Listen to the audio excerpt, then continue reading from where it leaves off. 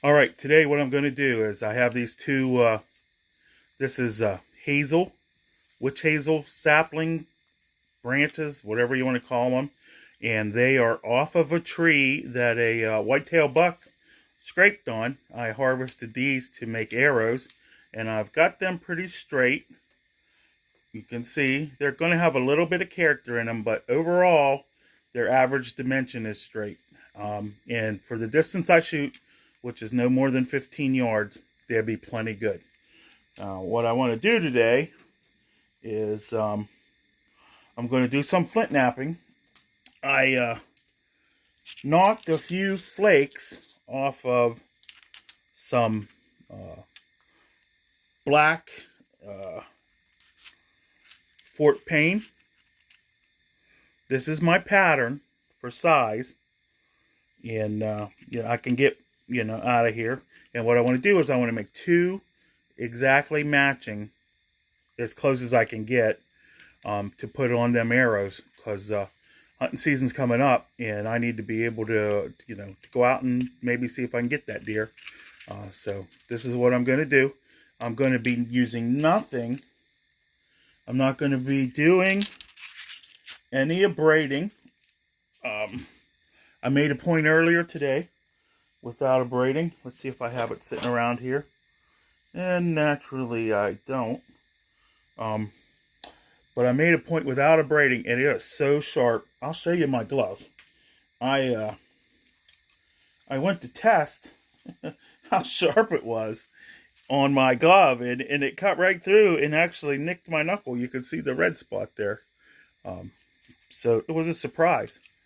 Here's the tools I'm going to use.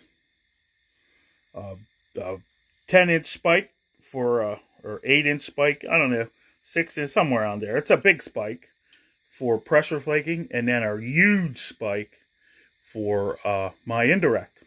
And that's basically what I'm going to have. I'm doing, experimenting, learning to do more things with less. And if I can take, instead of a whole giant pouch with 50 pounds of tools into the woods, where I'm going to go, I got a new Flint spot. I'm going to go, and we're going to probably have a big expo of going flint hunting. This is going to be my hand pad, just a rolled up piece of leather. And I do have to wear my glasses because I can't see anymore. But we're gonna give this a go. Hopefully it works out like it did earlier, and I get a good video out of it for you. If not, I'll still post it. I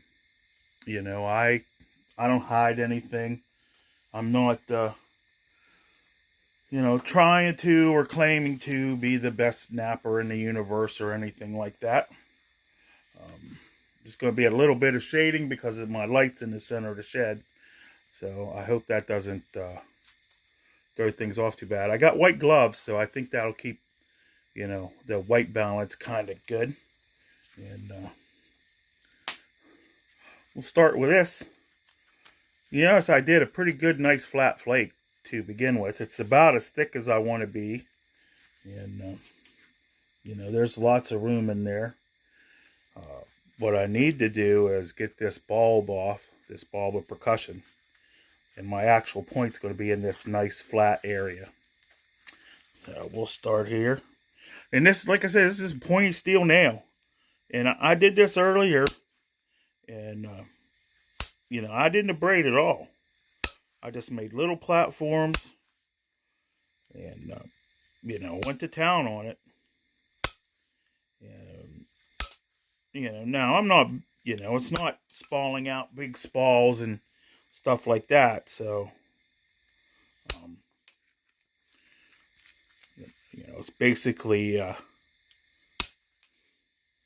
my shoulders and stuff have rib, my ligaments are not so good. We'll just say that. So if I can get out of pressure flaking and actually a lot of heavy percussion, I'll be better for the wear.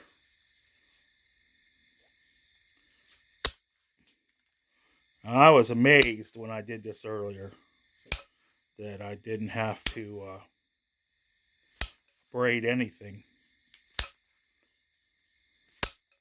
And when I get to that point, I'll show you what I'm doing.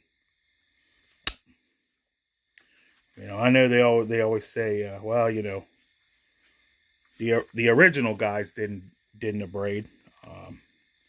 I don't know if they did or not. I mean, I found hammerstones with the slots worn in the side of them, which is what my hammerstones do when I, you know, abrade. But you see, look, it's running flakes, and I'm not abrading. I'm hitting a steep platform, and that is so. I don't know if you can see that edge, but look at that edge. That is so freaking sharp. That's why they could make it and not have to sharpen it. I think that's the main reason of not abrading. Whenever you break this piece off, the piece that's left is just a razor blade. From what I've found. Seems to be going pretty good. I just have the gloves on because it's only like 53 degrees tonight.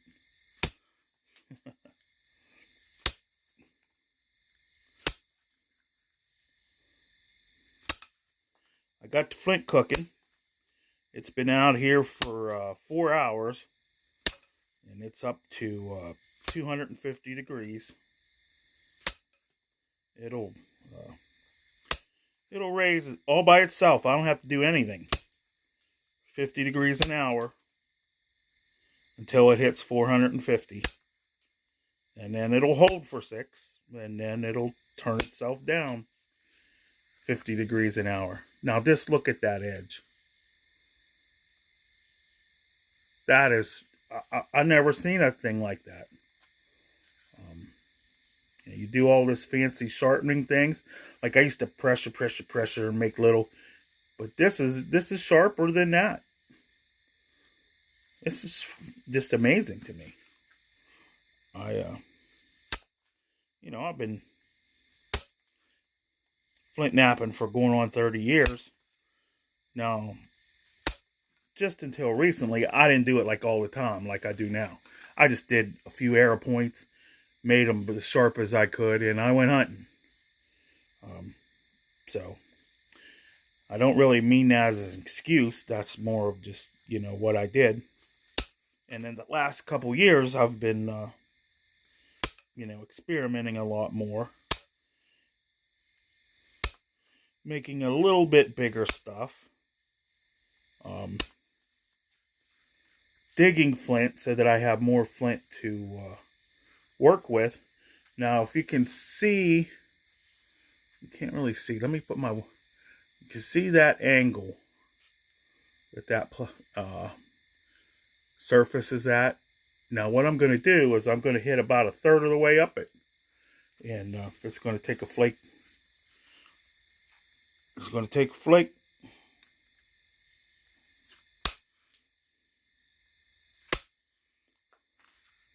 See? And it's going to be so sharp. I have to wear the gloves because I'll cut myself. Which I normally don't do with flint.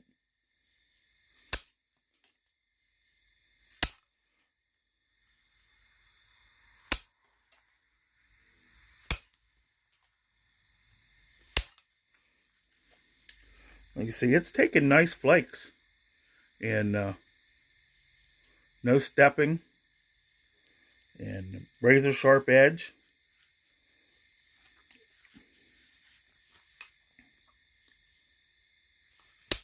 Helps to have good flint. This black Fort Payne is pretty good. I don't know where it was found. Actual, because I think Fort Payne goes over several states. But this is probably Tennessee. I bought this at the Flint Ridge Knapping a couple, I want to say in the spring. In the spring I bought it.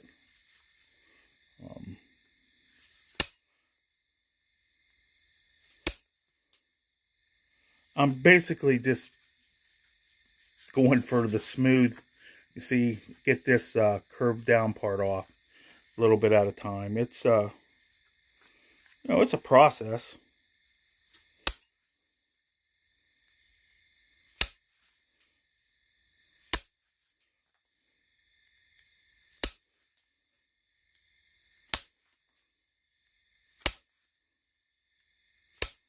And as long as you can spall decent flakes, you don't really need, you don't really need to do any of the fancy tricks.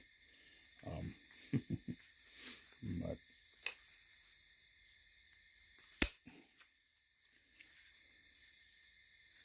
I don't really like the gloves because they get in my way.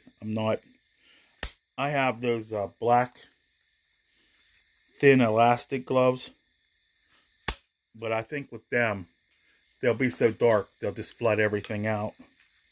And the black gloves, black flint, black iron, you won't be able to see much of anything.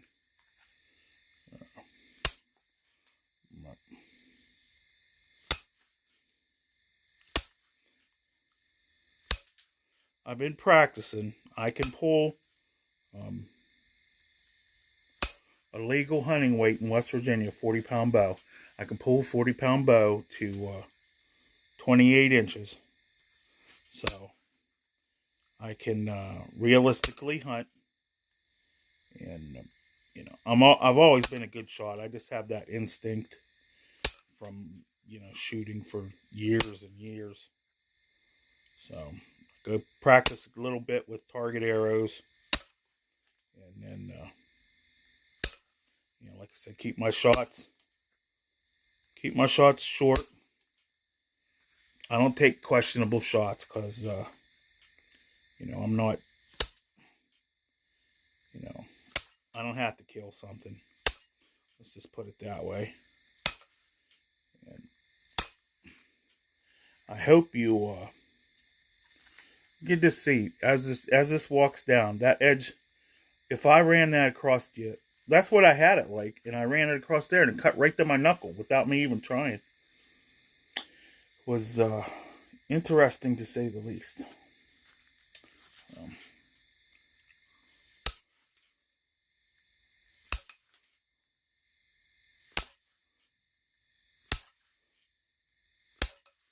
I don't know how I could, speed up the whittling it down. I guess I could use a hammer stone or something. But I don't want to, I only want to make 2 of these. I don't want to, get mostly done and then it breaks. So I'm taking away the time here.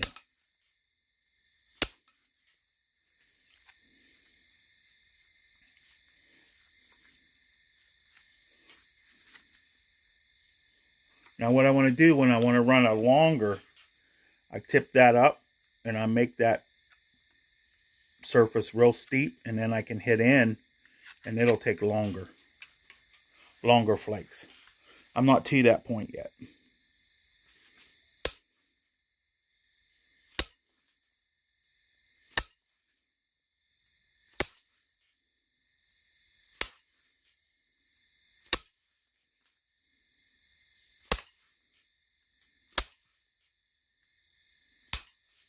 One thing I do know, whenever you get in a hurry, that's when you have problems. Get in a hurry. Get in a hurry and you break it.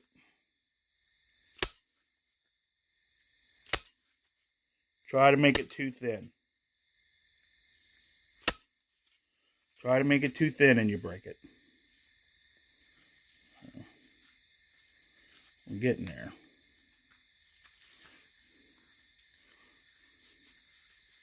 Now I'm going to do some real steep to make some longer flakes. What I'm going to do, I'm going to do a little bit of pressure flaking with my nail. Have my rolled leather.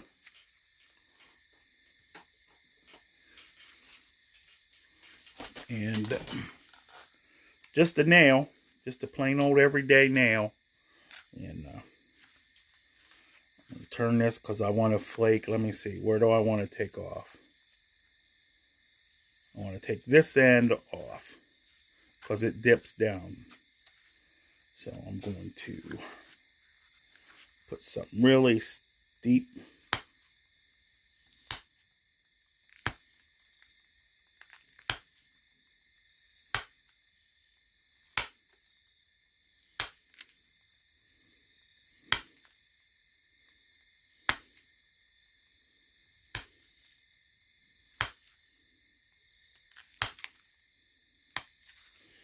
Okay, I put some really steep.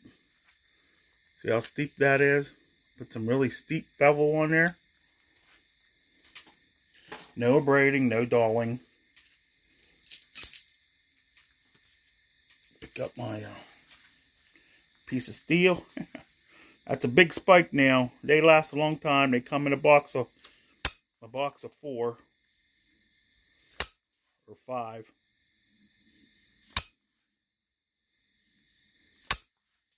I think they're a little bit harder than the mild steel, but they're not. They're definitely not like a tool steel.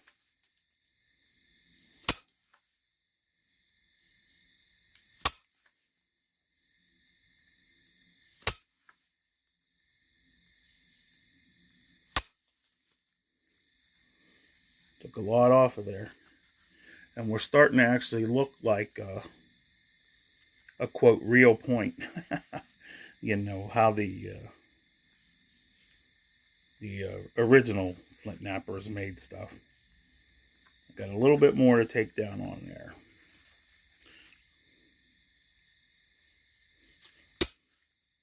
Bring this.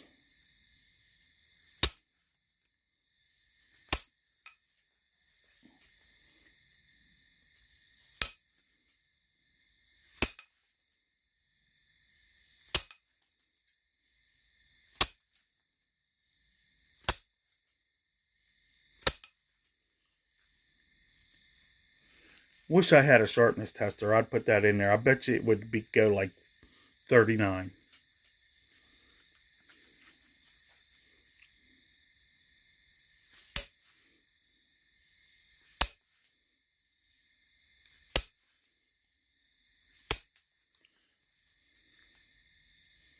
I'm excited. I met some new flint knapping buddies from West Virginia. See, I got my real thin end. That's my hafting end.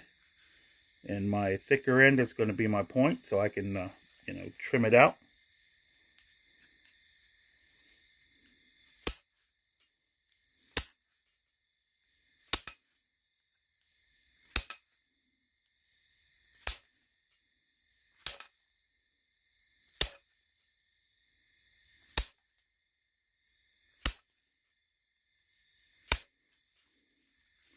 And turn it over. See, I make them real steep.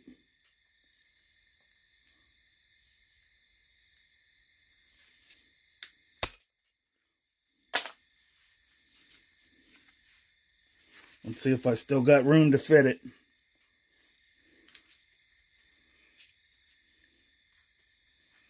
Yeah, I could fit it barely. I got a little carried away.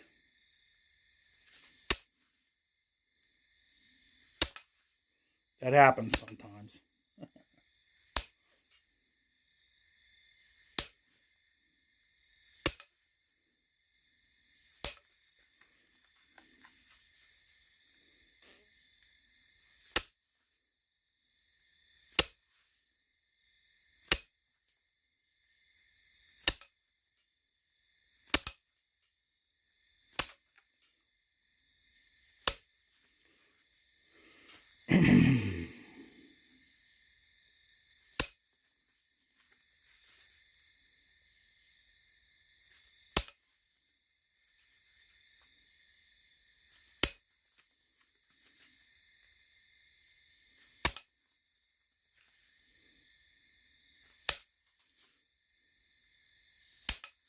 Now, this is only my second time doing this no abraiding thing. So, you gotta forgive me if I mess up.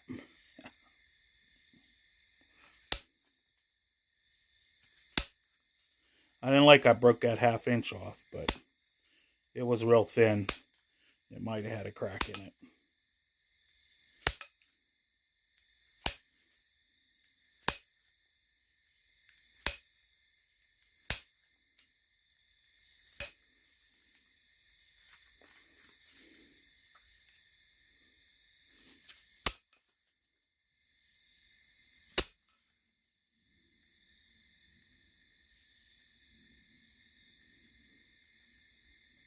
Basically, the way I'm angling this is when I hit it, it's hitting into my finger. It's not really bending the it's not really bending. You see the flakes are running. It's not really straight down type of thing. And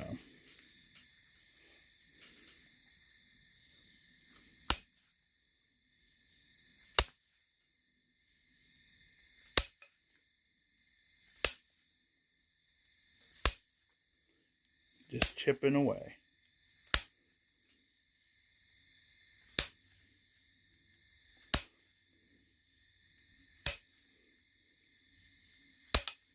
But I'm liking this. I'm liking this no abraiding and no because it makes my tip super sharp without being pointy. I mean, it's pointy. It's not like a cahokia. Let me put it that way. Super sharp, super easy to cut with, but it's not paper thin and super skinny.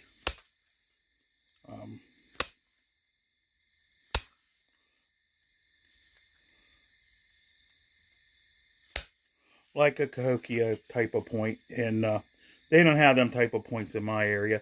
All the ones in my area are some version of a triangle or something that is not so acute. Like there's McCorkle and what is the one? St. Albans. They've got the bi thing on the end, bifurcated. At least that's what I think. You know, Kanawha Point and stuff like that. They're not. They're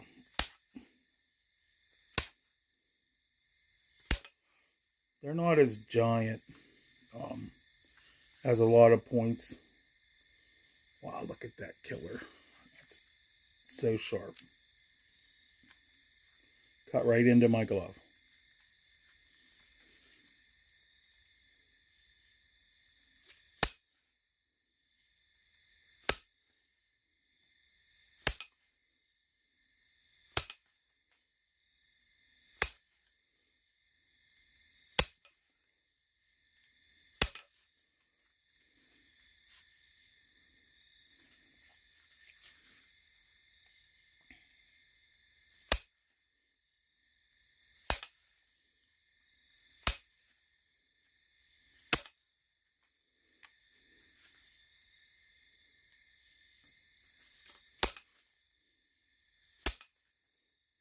I know this is.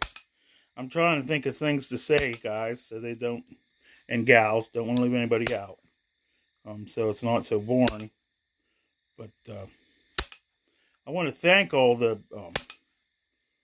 you guys. I got 1,000 and some subscribers now, which is more than I ever thought possible. And I'm trying to make more interesting stuff for you. Once I get around to actually thinking of things, you know. To be honest, knapping's not my big thing. And there's a lot of really good nappers that do. I think everybody likes to see the giant, you know, points as big as your hand. I don't do that. I do conservative, you know. Like this is a huge point for me. Like, you know, wow. And every once in a while somebody will give me a slab or something and I'll make a, you know, a knife out of that. But I just don't, you know, personally have use for bigger stuff.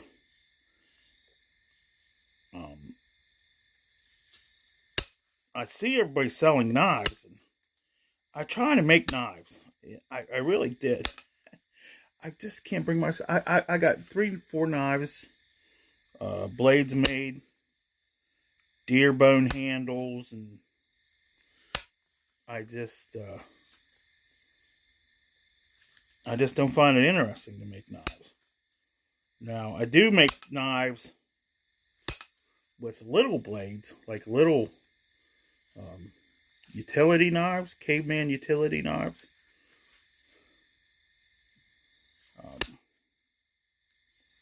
That's a thing that I like to do. Okay, we're starting to get to a hunting point. We're going to thin it out a little. We're going to bring this end up a little, and we're going to leave it as a wide triangle. I'm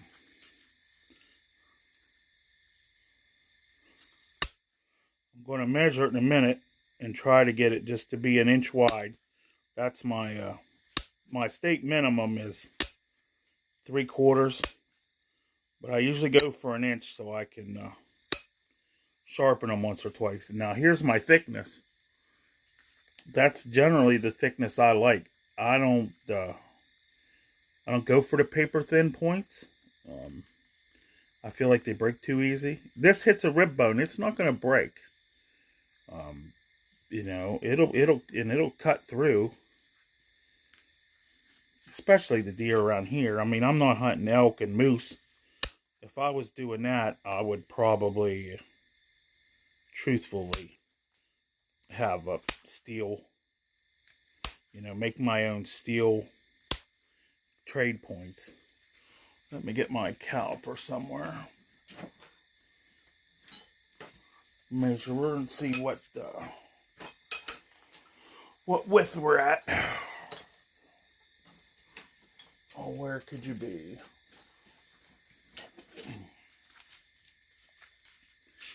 Okay.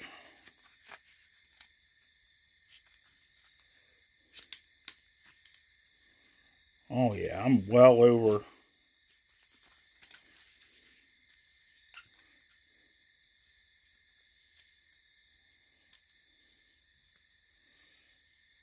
Inch and a quarter.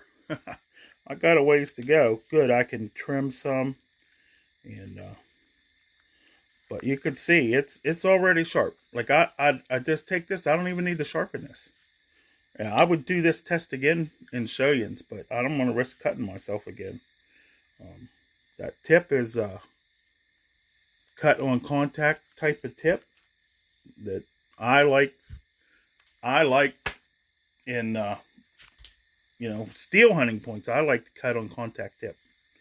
So this will definitely do the job. I don't have you know, hours and hours into it. That's another thing. You spend 2 hours making an arrowhead, and you know, there's no saying I won't miss and hit a rock or something and it'll break. It won't break on a twig or anything like that. But that's where I normally make my arrowheads, about 3/16 to a 1/4 of an inch thick. My arrows are 3/8 at the front, and I make a foreshaft for them. Or I have a thicker, like them shoots are thick enough. But this is what I'm going to make the next foreshaft. I'm going to show you on a video how to make a foreshaft This was a piece of ironwood. It was an inch in diameter, inch or so. I split it into 4, and then I carved these little squares out so that they are edge sawn. And you can see when I'm going to round them. First I'm going to cut the notch in and fit the arrowhead. Then I'm going to round it, and then I'm going to make the shaft so that it fits in the arrowhead, in the arrow. And that way everything is perfect. But that's the plan. See there? That's a plenty big arrowhead. I think my pattern might be too big, so that's my excuse for that. The pattern's too big.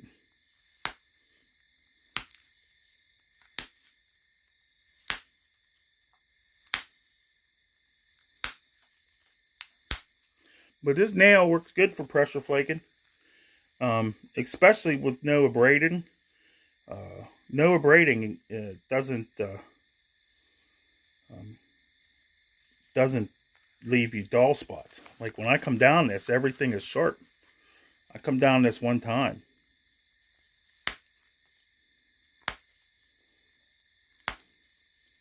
If I get my microscope charged, I'll take a picture of these edges and I'll show you how sharp. I couldn't believe how sharp it was without putting the effort in to actually sharpen it.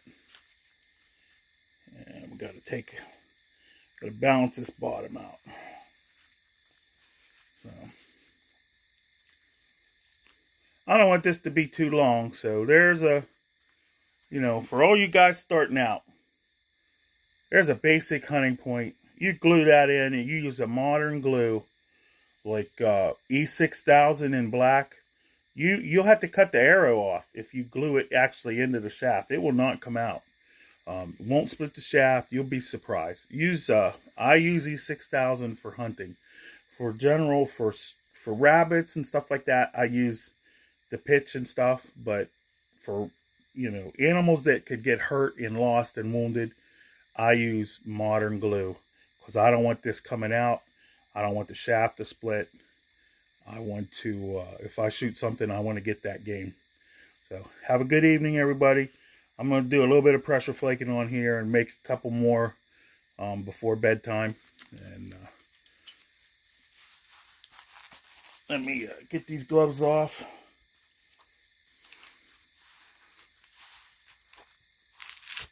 Try and set you up with a good view, basic hunting point that is right there. It wants to cut. It wants to cut me right there. I'm not even and this tip is driving right into my skin. Good night, guys and gals.